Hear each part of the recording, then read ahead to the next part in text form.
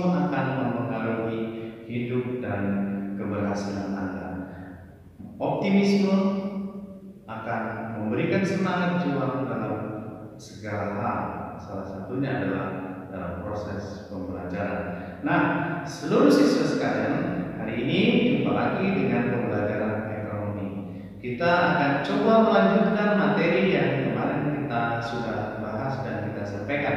Mudah-mudahan anak-anak sudah bisa menyimak dan memperhatikan tentang jurnal penyesuaian. Nah, hari ini kita akan coba mempraktekkan bagaimana cara mengisi worksheet atau neraca lajur dengan baik dan benar.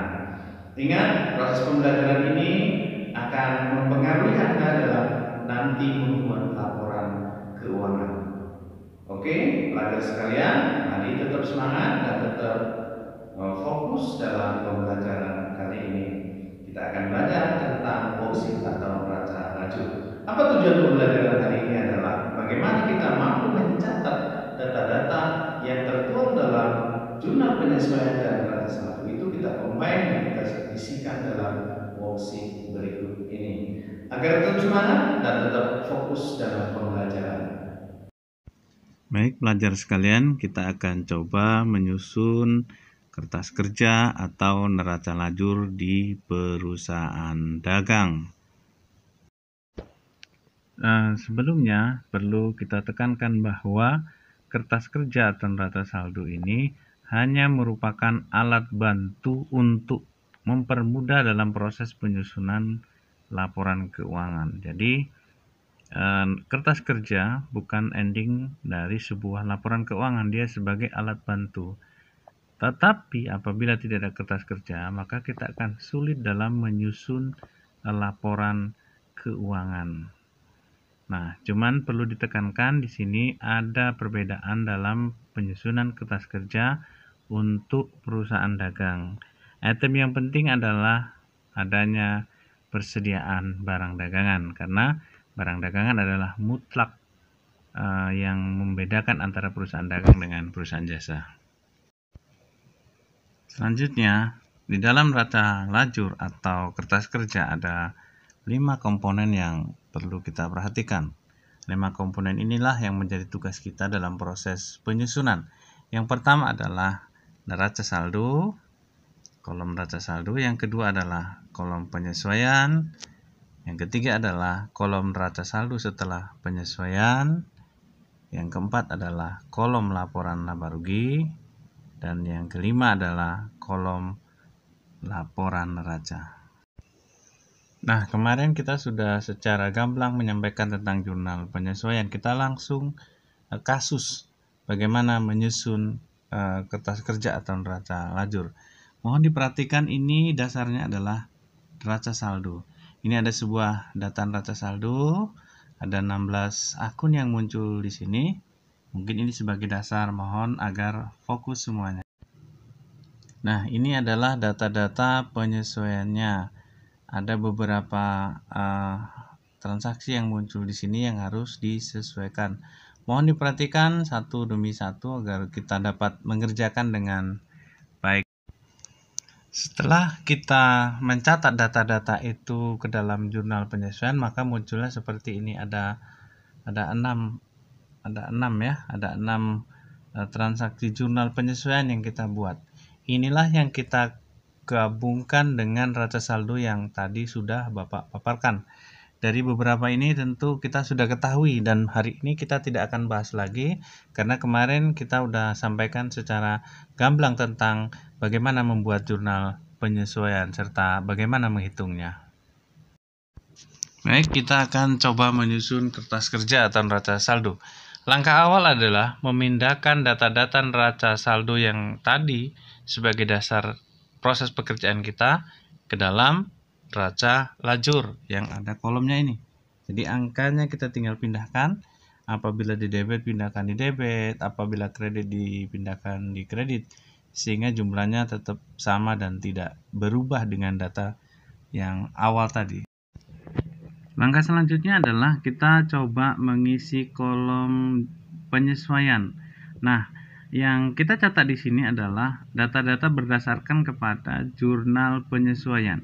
Jadi kita tinggal pindahkan saja dan kita sesuaikan dengan akun yang ada. Apabila akunnya sudah ada, maka tinggal kita sesuaikan dengan barisan.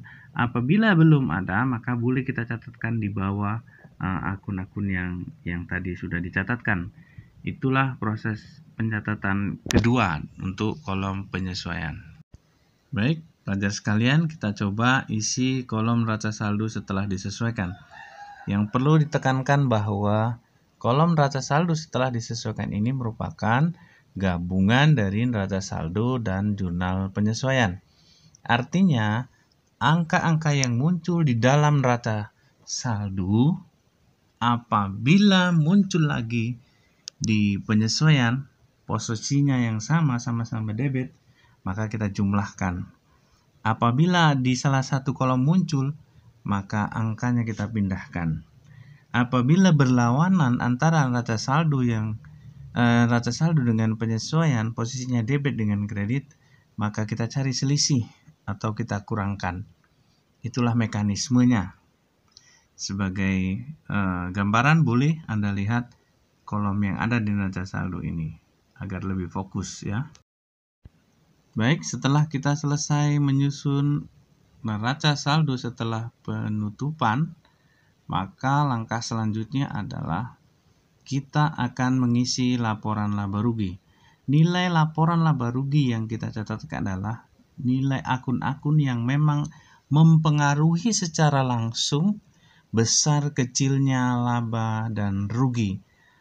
Apa salah satunya? Tentu yang berkaitan dengan penerimaan atau pendapatan dan yang berkaitan dengan pengeluaran atau beban-beban yang dikeluarkan dalam operasional perusahaan. Nah, pada posisi ini tentu ada nilai selisih nantinya pada posisi debit dan kredit. Apabila lebih banyak penerimaan tentu akan menghasilkan laba. Apabila lebih banyak pengeluaran daripada penerimaan tentu akan menimbulkan kerugian. Nilai inilah yang menjadi target kita dalam proses penghitungan dalam kolom laporan laba rugi. Baik pelajar sekalian, langkah kita yang terakhir adalah mengisi kolom laporan neraca. Nah, kolom laporan neraca ini kita isi berdasarkan data-data yang ada di neraca saldo disesuaikan, namun tidak dimasukkan ke dalam laporan laba rugi. Artinya apa? Sisa dari akun neraca saldo setelah disesuaikan maka dimasukkan ke dalam kolom neraca. Nah, akun-akun apa yang berkaitan dengan neraca? Tentu berkaitan dengan aset, penambahan modal dan lain sebagainya. Ya, jadi ini agar menjadi catatan. Nah, nilai akhir dari neraca harus seimbang. Apabila tidak seimbang, maka jelas ya nilai neraca itu tidak benar. Oke.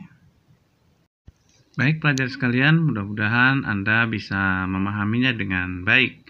Tentu apabila Anda fokus, saya yakin Anda bisa memahaminya bagaimana menyusun neraca lajur atau kertas kerja. Nah, baik pelajar sekalian, ini ada neraca saldo ya. Mohon diperhatikan ada neraca saldo. Kemudian ini ada data penyesuaian ya, ada data penyesuaian, ada 7 nilai penyesuaian yang harus dibuat. Oleh karenanya, mohon agar data neraca saldo dikombin dengan data penyesuaian. Buatlah jurnal penyesuaian terlebih dahulu, baru kemudian Anda coba menyusun neraca lajur atau kertas kerja sesuai dengan apa yang Bapak paparkan tadi. Mudah-mudahan bisa dikerjakan dengan baik. Saya tunggu jawabannya. Terima kasih kepada anak-anak sekalian yang telah mengikuti pembelajaran hari ini dengan baik dan fokus. Ingat bahwasanya pembelajaran hari ini hanya menekankan bagaimana proses penuaan data-data secara menyeluruh dalam satu periode tertuang dalam yang namanya neraca lajur atau worksheet. Saya yakin percaya apabila Anda fokus dalam proses pembelajaran hari ini, Anda pasti mampu memahami dan bagaimana cara mencatat data-data itu ke dalam neraca lajur. Baik siswa sekalian, harapan saya Anda tetap semangat dan tetap berpacu dalam meningkatkan proses pembelajaran berikutnya. Jumpa lagi minggu depan dalam menuangkan data-data ini ke dalam laporan keuangan. Tentu proses penuaran laporan keuangan akan lebih menarik dan lebih menantang kita semua. Baik siswa sekalian, tetap semangat dan tetap optimis. Ingat, optimisme akan mempengaruhi hidup dan kehidupan Anda. Terima kasih, mudah-mudahan tetap semangat dan tetap sehat.